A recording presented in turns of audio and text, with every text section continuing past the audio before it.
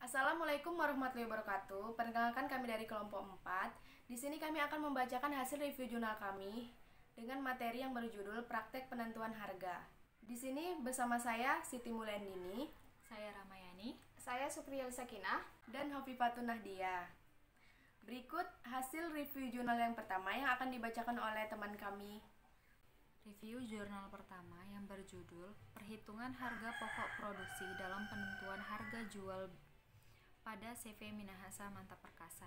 Penulis Pradana Setiadi, David P.E. Saerang, Tres J. Runtuh. Volume 14 dan halaman 1-12. Tahun 2014. Reviewer Hofifatun Nahdia, Ramayani, Siti Mulyandini, Sukriya Sakinah. Tanggal reviewer 7 Januari 2022. Tujuan penelitian ini untuk mengetahui bagaimana hasil dari perhitungan harga pokok produksi dalam penentuan harga jual roti pada CV Minahasa Mantap Perkasa. Untuk memperoleh gambaran yang jelas mengenai perhitungan harga pokok produksi, mengetahui cara perusahaan dalam menetapkan keuntungan yang diinginkan, mengetahui cara perusahaan melakukan perhitungan dalam menetapkan harga pokok produk, serta mengetahui masalah-masalah yang mempengaruhi harga jual pada CV Minahasa Perkasa. Subjek penelitiannya, pegawai dan juga pimpinan CV Minahasa Mantap Perkasa. Metode penelitiannya, penulis menggunakan metode komparatif, yaitu membandingkan antara konteks satu dengan domain satu dibandingkan yang lain. Di dalam penelitian ini, penulis membandingkan antara besarnya biaya menurut perusahaan dengan menurut teori melalui laporan biaya produksi CV Minahasa Mantap Perkasa. Jenis data yang digunakan dalam penelitian ini ada dua, yaitu data kuantitatif yang digunakan dalam penulisan laporan ini berupa data-data perusahaan yang diukur dalam satuan volume dan satuan uang, antara lain anggaran bahan baku, anggaran biaya overhead pabrik, biaya produksi, laporan laba rugi, neraca, dan lain-lain.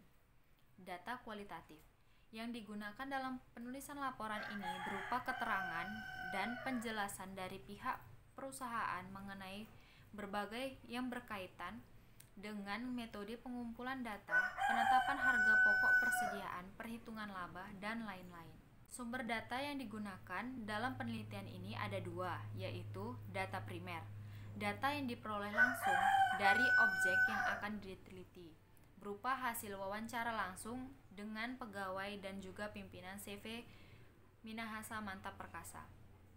Data sekunder merupakan data yang dikelompokkan oleh lembaga pengumpul data yang dipublikasikan kepada pengguna data, maupun data yang didapat dari buku dan informasi lainnya maupun kepustakaan.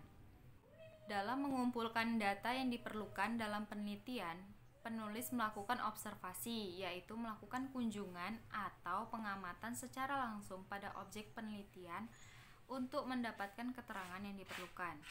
Selain itu, penulis juga melakukan wawancara dengan cara mengadakan tanya jawab langsung dengan pimpinan perusahaan mengenai data yang ada sesuai dengan masalah yang akan dibahas, serta menggunakan arsip atau dokumen yang bersifat tulisan dari perusahaan yang bersangkutan.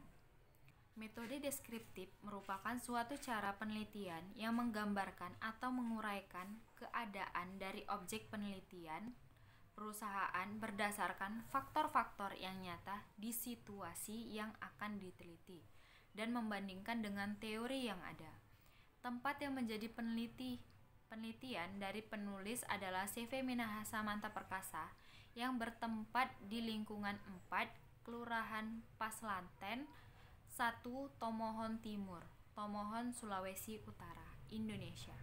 Waktu penelitian yang dilakukan oleh penulis adalah dalam waktu 2 bulan, yaitu bulan Mei sampai Juni 2013. Hasil penelitian dari jurnal pertama, penulis mengambil kesimpulan yaitu 1.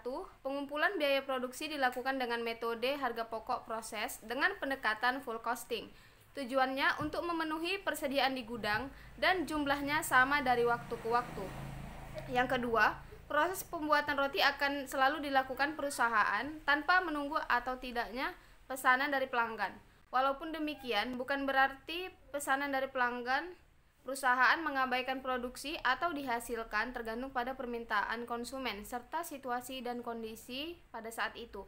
Yang ketiga, penentuan harga jual produk yang dibebankan kepada konsumen dibuat berdasarkan biaya produksi per unit ditambah persentase markup.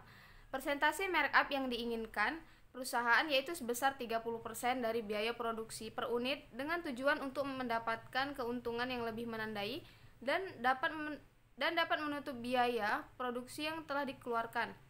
Penulis memberi saran yang pertama, Departemen Produksi harus melakukan koordinasi yang lebih baik lagi dengan bagian pembelian bahan baku agar bahan baku yang dibeli terjamin kualitasnya dan tidak terjadi permasalahan bahan baku. Dalam hal biaya, perusahaan sebaiknya mengelompokkan biaya sesuai dengan tujuan yang hendak dicapai agar informasi biaya yang telah dikeluarkan lebih akurat dan bagus dan tepat.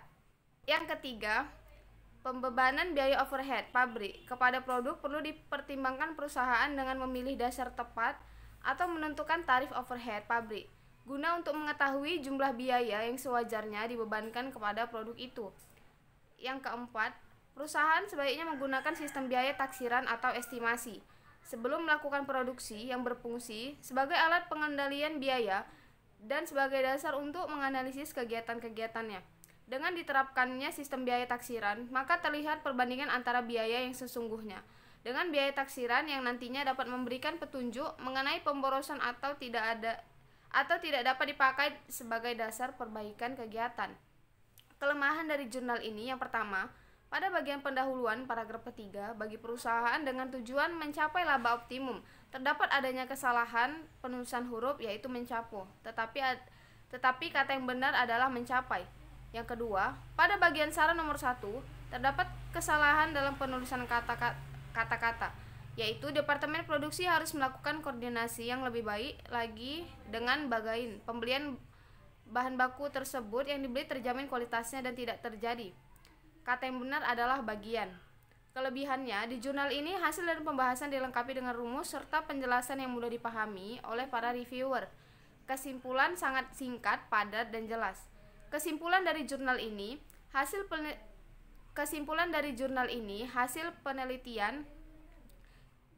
dari penelitian yang dilakukan oleh penulis pada CV Minahasa Manta Perkasa, penulis mengambil kesimpulan sebagai berikut. 1.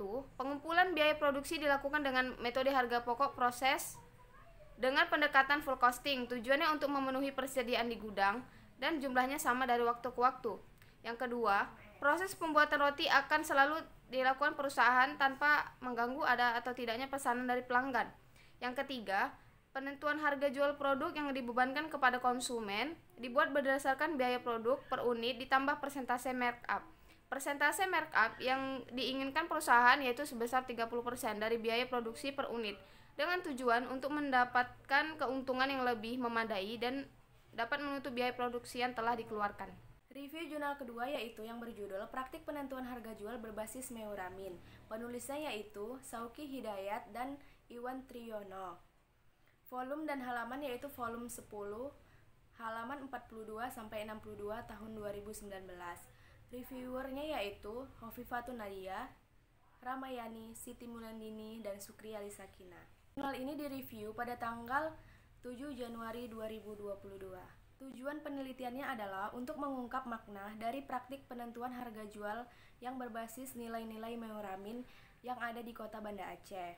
Subjek penelitiannya yaitu pengelola sebuah kedai kopi yang berada di kota Banda Aceh. Hasil penelitiannya yaitu dalam penentuan harga jual berbasis nilai meuramin, konsep cost reduction yang diterapkan oleh manajemen coffee shop A tidak dapat disandingkan dengan konsep yang berbasis pada akuntansi manajemen konvensional. Pada ranah akuntansi manajemen konvensional, cost reduction yang dilakukan bersifat mekanis, seperti pengurangan biaya secara langsung, productivity improvement dari kontrol biaya melalui instrumen anggaran. Sedangkan strategi cost reduction yang berfokus pada penyebab timbulnya biaya, seperti pengurangan jumlah tenaga kerja dengan adopsi teknologi. Dan risk management konsep telah disebutkan bahwa pada hakikatnya cenderung mengabaikan nilai-nilai humanisme yang berorientasi pada jangka pendek semata. Sejalan dengan apa yang diutarakan, konsep cost reduction menimbulkan dampak disfungsional behavior management dengan memanipulasi informasi data serta berdampak buruknya kinerja perusahaan disebabkan oleh kelemahan yang dimiliki oleh program cost reduction. Berbeda halnya dengan apa yang dilakukan manajemen Coffee Shop A yang lebih mencoba menggunakan pendekatan yang lebih humanis dengan cara membentuk perilaku para pekerja. Penentuan harga jual yang berangkat dari nilai-nilai lokalitas melibatkan berpartisipan baik dari pekerja, pengelola, pemilik maupun pelanggan. Harga jual tidak semata-mata hanya mempresentasikan unsur materi yang bersifat duniawi sementara, tetapi lebih lanjut pada tatanan yang lebih luas terkandung nilai-nilai silaturahmi dalam rangka proses perumusan harga jual di Coffee Shop A. Kelemahannya, pada jurnal ini terdapat banyak hasil dan pembahasan pendapat mengenai meuramin sehingga sulit untuk dipahami. Untuk kelebihannya, jurnal ini sangat bagus dan lengkap. Dan kesimpulannya, meuramin adalah suatu dari berbagai budaya terasosiasi dengan kaidah-kaidah silaturahmi dan bermusyawarah dengan menghadirkan keadilan yang bersifat holistik. Berdasarkan hasil analisis data, studi ini menemukan konsep-konsep baru dalam perumusan harga jual berdasarkan nilai-nilai meuramin dan memiliki makna tersendiri dalam pemaknaannya. Dalam perumusan harga jual, unsur biaya tenaga kerja langsung tidak diikut sertakan dalam proses pembentukan harga. Kedua, proses cost reduction yang diimplementasikan bersifat lebih humanis. Ketiga, proses perumusan harga jual melibatkan berbagai pihak dengan dilandasi semangat silaturahmi dan menghadirkan keadilan yang holistik dengan mendengarkan berbagai masukan dari berbagai pihak yang terkait sebelum finalisasi penentuan harga serta memandang pekerjaan sebagai unsur pencipta laba. Hal tersebut tidak sejalan dengan akuntansi manajemen yang mengoposisikan tenaga kerja sebagai unsur produksi. Yang terakhir, orientasi penentuan harga jual berbasis nilai meuramin memiliki lebih dari satu orientasi berupa profit materi semata, tetapi ada profit religius yang ingin digapai dari proses penentuan harga jual yang diharapkan dapat bernilai ibadah dalam setiap fase yang ditangani. Hasil penelitian ini memberikan sebuah bukti bahwa nilai-nilai lokalitas mampu memformulasi konsep perumusan harga jual yang sesuai dengan ideologi Pancasila dalam membentuk mentalitas yang humanis dan karakter religius, khususnya dalam proses memanusiakan manusia dalam menghadirkan solusi berbasis kemendalam, khususnya dalam melakukan cost reduction,